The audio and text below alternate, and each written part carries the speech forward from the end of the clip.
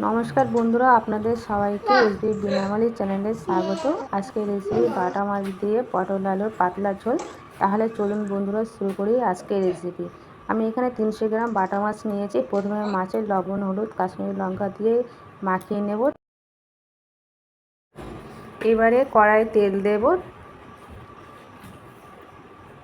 तेल गरम होले माछगुलो एक एक करे दिए देब भाजार जोन्नो।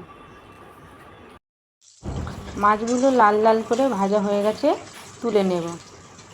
एबारे ओई तेले पटलगुलो दिए देब। पटलगुलो ना नेड़े चेड़े हालका भाजा होले एरपर आलुगुलो दिए देब।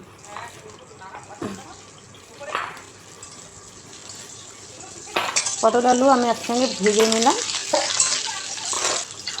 पटल भाजा होले तरकारिर स्वादटा भालो हय, एजोन्नो पटलटा भेजे रान्ना करी।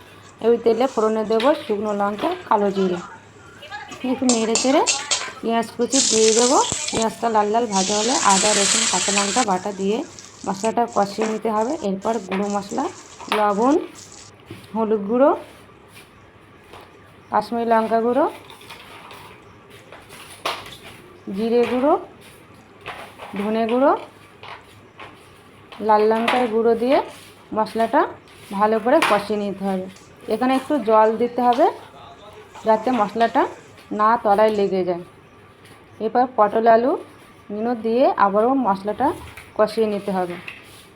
মশলা কষানো হয়ে গেছে, এবারে জল দিয়ে দেব।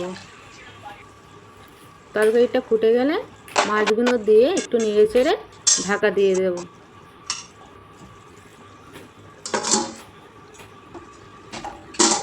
5-7 মিনিট পরে ঢাকাটা তুলে দেখব তরকারি রেডি হয়ে গেছে।